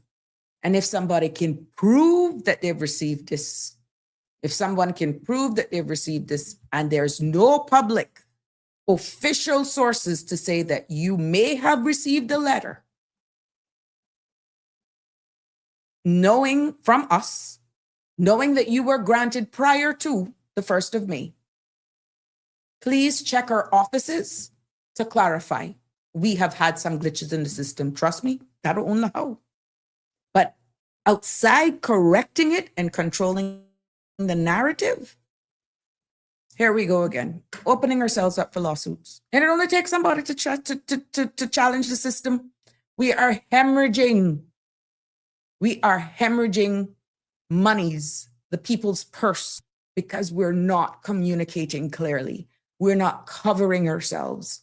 And of course, with the environment that we are now facing, people are nervous, but it's even bad when people go for additional clarification and they're being told incorrect information or information that is contrary to what the law, the regulations, and policies should be as it surrounds this particular case. So at the end of the day, we've even had lawyers confirming in the public's domains, learned persons who are saying that, you know, anything is persons who were granted their certificates prior to May 1st are protected. But you're getting this letter saying that you need to provide your declarations. People are confused, and it is causing a problem. Now, if this is something that you're just arbitrarily messaging persons, fine. But there is some wording, obviously, that is needed to say all of those who are granted prior to the 1st of May, this is just a matter of letting you know that legislation have changed. However, you have been exempted from filing, but we're just keeping the line of communication open. It's something with the narrative that is causing a lot of problems. And I'm doing a public appeal to actually just try and correct this, because it is causing some serious hardship. People are already slapped with other things. And I know you're going to have those who are saying, well, Christ, what's so big? What's $100 if they get it wrong? To some, that's a difference in a huge, they're spending for their light bill and so forth. Maybe that's the difference that they need for their license, for their driver's license. Mm-hmm. Even though now that has been a change, that has been amended to attract them and put all of these persons with these RERC certificates as Caymanians. But bottom line is, and there's not even a joke about it, to be honest, these persons should not be subjected to that, especially if you receive some communication that has on the description the characteristics that you have to pay $100 and file this declaration if you were granted your residency, your Caymanian status before May 1st. That is not even funny, to be honest. Live Happy saying, I am sorry, Sabrina. There's something I don't understand. Why is an employer associated with this matter of annual declaration of an employee? Okay, I can explain that, Live Happy. If you are a permanent resident holder, let's say you're here for 8 years, each year you have to pay a fee. If you're working with my company and you're on my payroll, I pay medical, I pay all of that sort of stuff, and whatever arrangement sometimes that you have made, sometimes that annual fee is paid by the employer out of good faith, out of gratitude. Sometimes the employers pay it 50-50. It is good that an employer is saying, look, go and double check or go and pay this annual fee, because that's them doing their due diligence. If somebody is working with a company that their RERC certificate, Residence and Employment Rights Certificate, attracts an annual fee, then as an employer, I'm doing my duty to make sure that as long as you remain on my payroll, that you are in good standing with immigration, with WORC. So I can see where those who have to pay a fee, where an employer would actually be on the money. But what happens to those persons who there is no fee, like a person married to a Caymanian, spouse of a PR holder? Well, they could attract fees. Civil partnership, in this case that I'm referring to, spouse of a mother of a Caymanian child, and and that does not attract a fee. Now, the annual declaration that the law is saying is that those persons are now having to go down and file this declaration of and pay $100. And that's not the case, because all of these certificates that were granted before the 1st of May do not have to file an annual declaration. Now, if you're on an RERC for 8 years, where annually you pay your annual right to work fee, that is a different case. That's a 2-for-1. You were already doing that. The ones that I'm talking about, okay, are those RERC certificates where there is no fee associated, but were granted before the 1st of May. There is nothing in the law or that has been amended, and I stand to be corrected, that mandates these people to do an annual declaration and pay $100 fee. No, there's nothing in there. These persons would have been protected. They would have been grandfathered in, and whatever law that was in effect as of the 1st of May, 2006, that they got it under, would hold. Nothing changes. So I can see where some employers who are not versed with the law would be a bit confused, or saying, hey, I hear that you got to do this annual declaration because you're married to Kimani, you got a status. The bit that they're missing is only if that was approved after the 1st of May. If your boss is telling you, go ahead and file this annual declaration, and you're not here on the 8th year, where each year you pay a right to work fee, those are the only ones that has to continue to do that, right? But anybody else that was granted before the 1st of May that do not have an annual fee attached to it, you don't have to do no annual declaration, is the takeaway. So I'm hoping that I was able to break that down, clarify that, because there is some serious miscommunication out there. There is some anxiety. And I am hearing that even in some workplaces that they are filing these annual declarations and paying the fee just to not get in trouble with WORC. But if you know the law, just run it by somebody else who's learned with the law. Don't do that. Don't do that. And I would hope that that's not going to be another exercise now, more strain on WORC, where when it's clarified that there any refunds now have to be done. Do you know what kind of administrative work that's going to take now? I don't know. But between the 1st of May and now that we're in July, it's not that far. Let's nip it now. Let's get it now. Let's clarify any misunderstandings. But that official misunderstanding, miscommunication has to be communicated from the authority, the responsible body, WORC or otherwise.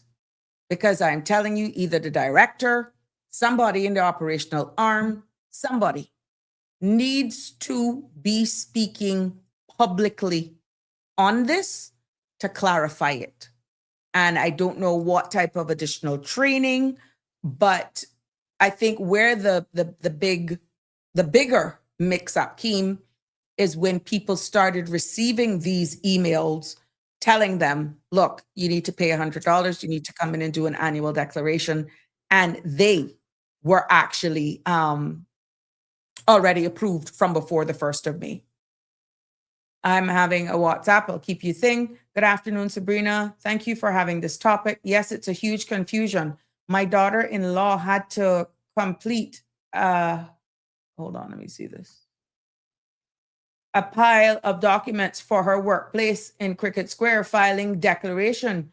She has been married now for 13 years. See, that's wrong. That is so wrong. Thank you, WhatsApper. That's wrong. any certificate that was granted before the 1st of May, there is no need for a declaration. All you have to do is to write back to WORC and say, I am the holder of whatever it is you're holding, and I was granted my certificate on X date. I do not feel that I am asking you to revisit my case, because in accordance to the law, I would have been grandfathered in. I humbly await your reply. If you are an 8-year PR holder that pays an annual fee to maintain working as a carpenter, a doctor, or a partner, whatever, real estate agent, because you got yours under those 8 years, that is a different thing. You have to continue doing that, even if you were granted it before the 1st of May.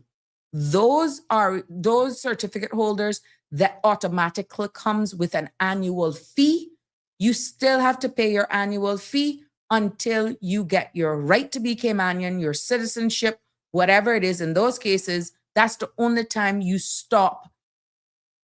No, but then if you get that now after the 1st of May, that's when you still have to be subject to the 3 years. What I'm trying to say is, guys, if you did not pay an annual fee before the 1st of May, you don't have to file no application for an annual declaration and pay a fee. No. But if you got the 8-year permanent residence with the right to work and you pay those fees, yes, that continues until you eventually get status. And then moving forward, because we are now in July, if let's say you are eligible to file an application for status or whatever the case may be, and it is granted in October of this year, then those persons file an annual declaration for 3 years and you pay the $100 fee. Why? Because it's granted, you'd be getting it granted after the 1st of May. Yes, even Caymanian status. Any status that is granted on the 1st, 2nd, 3rd, 4th, 5th, 6th, May, 17th of July, 20th of July, 2026, even though it's approved, because it was granted after the 1st of May of 2026, you guys have to file a declaration and pay the fee for 3 years. But anybody who was granted those before the 1st of May, something was miscommunicated to you. So thank you for that. Yes, you're more than welcome. So just in case you missed that one, there's somebody who's actually living this, saying that their daughter-in-law had to complete a pile of documents for her workplace in Cricket Square, filing declaration, and she's been married now for 13 years. So I can only imagine how much years they've had the RERC, and hopefully by now they probably got status approved. If that is the case. So unless 7, 8, 9, 10, 11, 12. Yeah, that if this person is already a status holder, WhatsApp commenter, and the status was granted before the 1st of May, then no. Whatever it is that employment age their employer is asking is a waste of paperwork. They're not subjected to that annual fee. More context. Tell me when the status was granted or when the RERC was granted, and I'll tell you whether or not. What is their current immigration status? WhatsApp. Do they have status or they're still an RERC holder? Just answer me on WhatsApp, and then I'll tell you what is the date of grant. Then I'll tell you whether or not their HR department is just giving themselves additional work, to be honest. But I'm really hoping that the HR Society, maybe those companies that have been slammed with this, we got a lot of persons. I think HSM has been doing a lot of articles as well, telling people about trying to keep up. I'm doing it from the layman standpoint, not purporting to be any lawyer by any stretch of the imagination. But for the record, I am approved and recognized by WORC, its director, to give advice in my capacity as an immigration consultant And I have been doing that now going 20 years.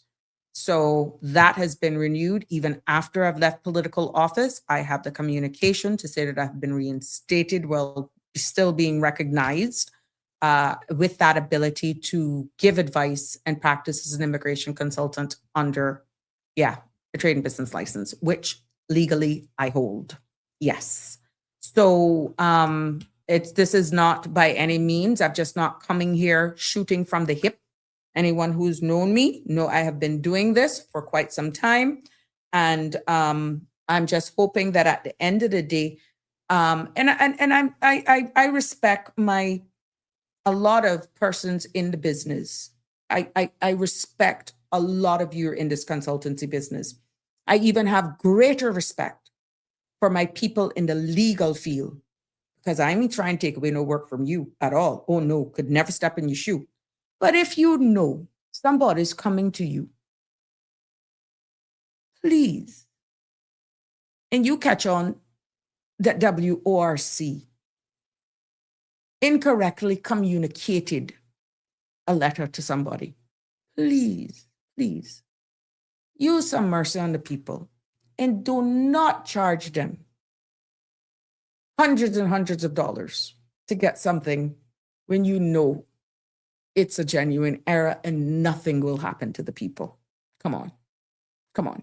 Let's try for once to come together to help our brothers and our sisters in the community, and by extension, help the workers of WORC as well, even though they're not benefiting from what revenue you collect. But I can understand the panic and the mayhem that is going on with some persons who don't want to get a revocation or mindful to revoke letter because you fail to file an annual declaration when in fact you were the holder of an annual certificate before the 1st of May.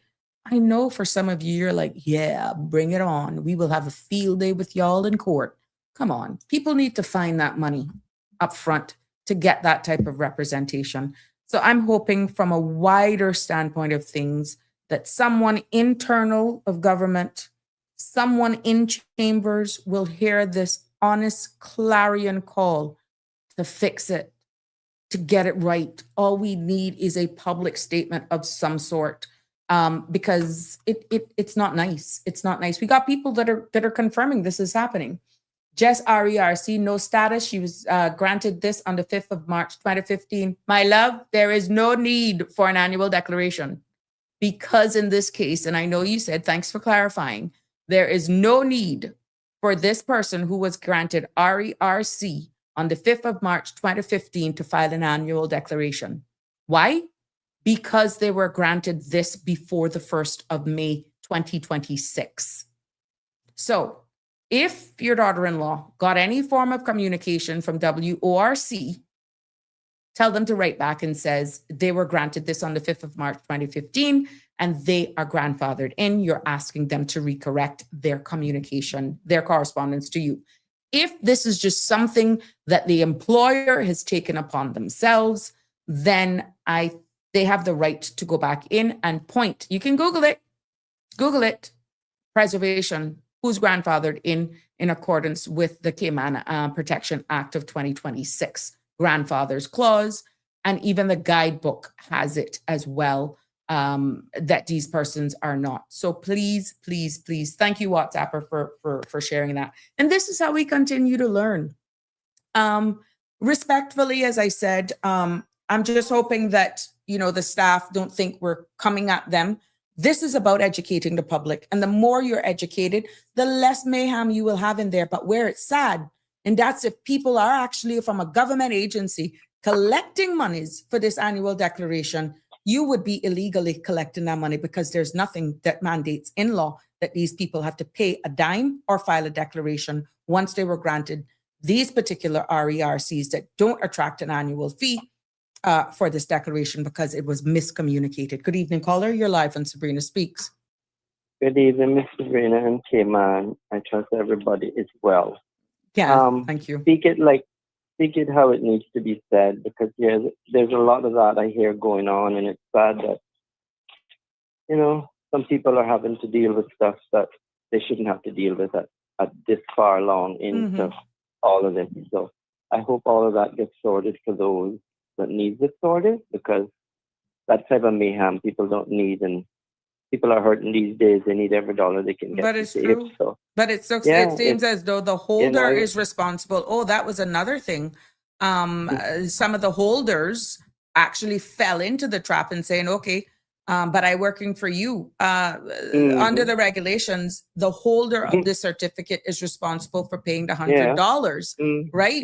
So that was where another confusion. I'm like, why are we even having this conversation? You were granted your certificate, God knows when, how long. Yeah, but my employer said I need to do it. You don't have to do it because you're grandfathered in. So that's another thing. Who pays it? Is it the holder or the employer? And I'm like, oh my goodness. Yeah. So they should have stipulated all of that in there too. So those are little things they'll have to go fix back. And, well, it's not to say that it's not in there. It's just was not properly explained, which is why sometimes I have to take my time, sound repetitive, in the way I deliver. It's not that I'm undermining anybody's intellect or insulting anybody, but repetition is key. But officially, I'm not the official source. I'm just trying to do my part in giving back to the community to educate the common man. But this is big. You don't need to do. This can be because it big. affects a lot of Correct. people. And a lot of Caymanian households. Yeah, a lot of $100. $100 to $100 today. Exactly. Hello, the supermarkets aren't getting any cheaper. Exactly. So I'm really hoping that I gave justice to this clarification, that it will put some fire under the respective departments or ministries. Yeah. But it's I'm about only to take a look at it. Oh yeah, but it's only taken the right person to challenge it and say, look, I have gone through so much mental anguish between my workplace and between you, and I need this now. And I need compensation for damage. When the word lawyer starts calling, I think a lot of people start listening. So who knows if that's what needs to be done. Oh, sad. If it was me, I would probably have done it a long time ago. Anyway, let us get to the football. Oh Lord! What are you doing? You nursing your wounds, or are you celebrating? Oh no! I'm the biggest celebratory fan in the world. Oh my goodness. Let me say this. I think certain things, certain people wanted to happen, and Argentina got to where Argentina is, because my opinion is, and there's only one football fan and one that watches it. But there were a few games that the calls could have been differently done. I think England should have went ahead. That's my opinion, but history will tell its story. And I will say this, that there can only be one winner. Exactly. But all are winners. None are losers. There always has to be a runner-up. And Fate had it this day that it was Spain's turn. But I did,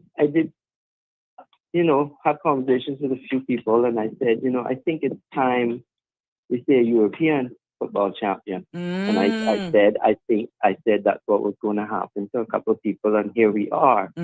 But I think you mentioned that here one day. It is what it is. We take it for what it was.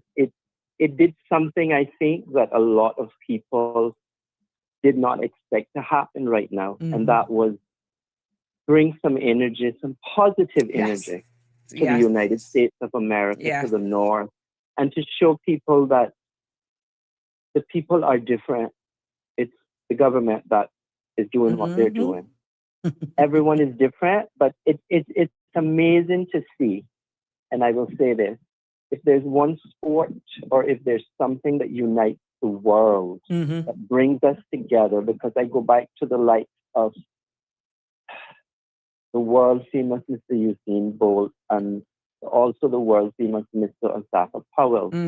I follow Asafa Powell and his family. They do YouTube videos, okay? Right. And, it's amazing to see how I commented and I said to him, I said, it's amazing to see how it seems it was just yesterday that I was watching you on the world stage do what you did so well. And I said, look at what I am watching now. I look at you and your wife. I think his wife's name is Aaliyah. And they have 3 little boys. And to see the love and care that man obviously you had to be raised somewhere from a good family. And he shows his parents on the videos and everything, and they're humble people. But we look at these football stars and we go and we do not on these sports world figures. But what we fail to realize here is that the sacrifices that are given Right. just for these players to get on the world stage. Correct. It's not only one person, and we go back to it takes a village to raise a child. So congrats to all of the teams that got where they were. It was 48 teams this year. Did you hear the generated revenue that they said they made? It was. Or you haven't heard? I haven't heard it, but one? I not that I can think. I've heard it, but I don't remember exactly what was the total revenue made from the world. I can get let it me though. just read two Go things ahead. there.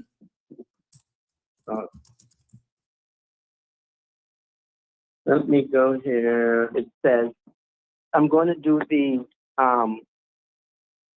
analysis of where it goes to, it compares to 2022 World Cup also, which was in Qatar. It said FIFA generated an estimated $15 billion in total revenue from the 2026 World Cup, smashing their initial projections of $11 billion. This unprecedented income was largely driven by an expanded 48-team tournament and a surge in premium ticketing and hospitality sales. And then the Qatar World Cup in 2022 generated $7.5 billion. So I will say this and I will end with that. It was $7.57 billion. So it's tripled it. And FIFA had only estimated this year to make $11 billion. It was due to premium ticket sales and all of this, and it breaks it down of what was on from 2022 with broadcasting, with ticket sales. I think it was it's astronomical. Oh my God! Because I'm pulled something up here, and it says Bank of America. This one is coming from their from them that they estimated total U.S. economic impact for hosting is $20 billion. And for commercial revenue to the U.S. broadcasters and sponsors, over $6 billion. So comparing it, that was $7.57 billion 2022 Qatar, $15 billion North American World Cup. 2022 had 38 teams, 64 matches. This year had 48 teams, 104 matches. Then they break it down. Ticketing and hospitality sales, 2022, $949 million. This year's ticketing and hospitality sales, $3.6 billion. Wow. $3.60 billion. Broadcasting rights, 2022 was $3.43 billion. This year, $4.20 billion estimated. And it was due to more inventory, 40 extra matches, massive stadium capacity because of the NFL stadium. And it said this allows for over 6 million tickets sold compared to 3 million in 2022 in Qatar. Wow. Secondary market fees. FIFA took control of ticket resellers via official marketplace, and then it collected a 15% fee from both the buyer and the seller. Then they have premium hospitality that was corporate and stuff, the packages. Oh, wow. And that is amazing. So I'm happy. But it's not cheap to put on a World Cup either. I mean, for what they do, so you can understand, right? Yeah, even in the Olympics, because it's going back, 2028, I think it's in Los Angeles again. Most cities never fully recover, but there are places, hopefully, that can be used to nurture the next generation. Of the sporting world. Correct. But I will leave it here and say this. It's estimated the $15 billion. I hope now that when the world football leagues of every country come asking for some money, FIFA doesn't say no. And I don't think FIFA has that reputation of saying no. And I think they know how to manage it very well. So it is happy to know that that is there and that it not only energizes the world in this stage of where we are with the Iraq war and everything just skyrocketing in prices, everything. We all needed, I will end with this, a distraction for a while. And I think that's why it for was a so lot embraced. of people, Yeah. yes, the world embraced it because we could embrace every nationality that was present on the world stage. They came, they showed up, they did their best, and at the end of the day, there can only be one winner, but they are all winners. None are losers because, like I said, it takes a village to raise a child. And the sacrifices that parents and individual sport athletes make, it is amazing to know that we can still come together as a world, even with all of this madness right now, and have our favorite, but still have our backup favorite, but still respect everyone that shows up, stand up, and performs their best. And I am grateful that it energized a country, but it also energized the United States to let us realize they're human too. We're human too, but it energized a nation, the United States of America, and the world was re-energized also. And when athletes show up, they show up to do one thing, and that is to do their very best. And congratulations to all. Like I said, can only be one winner, but they are all winners. Ms. Sabrina, I thank you. Caller, we got a question. The numbers that the numbers that you were saying, a commenter was asking, asks to the caller, is that after expenses, those numbers? No, they didn't say. They've just estimated that. Estimated. Okay. Now, so it might be more, it might be less, but I don't know what their expenses are. But I'm sure United States of America footed some of the bill. I'm sure of that. Right. So, well, as the days progress and the true numbers come in, because like I said, different sources, we'll learn more. But it would be interesting. I saw where the Prime Minister of Jamaica was in person there. He did a live video from the stands, and it's very interesting. Yeah, it's we know the reggae boys, and we hope to see or the Trinidadians. Yeah. And we hope to see one of those teams again. But he did make mention that he has renewed. Well, I'm not going to quote for him because you can look for his video yourself for persons. But what I got is that he was motivated then to really look at football again. Yeah, and knowing exactly. So in layman's terms, paraphrase, I think he was energized, motivated to really look at it. When he goes. And you train from the very young, and we realize who can be what, and we try to nurture it. But every athlete that shows up has sacrificed more than some of us could ever imagine. Because correct. I looked at something the other day about Nadia Comaneci, and I remember when it said when the scores were given, it showed up as a 1.00 because nobody had ever given a 10 in gymnastics for that. Wow. And that so not even the system recognized it. The system did not. All the judges gave a 10.0, and all the system could do was say 1.00. And everybody took it. I was shocked because I remember it. The world was shocked, and they had to come out and say, no, it's a 10. It is because it is a 10. We don't have that program in the system. And I leave it there. She showed up. She did her best, but it took a whole lot of getting up 2-3 o'clock in the morning before going to school at 8 and 9 o'clock. Because it's hard to do gymnastics like any other sport. You got to show up and respect the sport that you're in to love it. And they do it like only world athletes can do. And I say hands off to every one of them who raises whatever they do when they go on the world stage. Keep showing up because the world is watching. And I am one fan who will show up and support, even if it's from far across the ocean or the sea. But people that show up, even for supporting it, we're all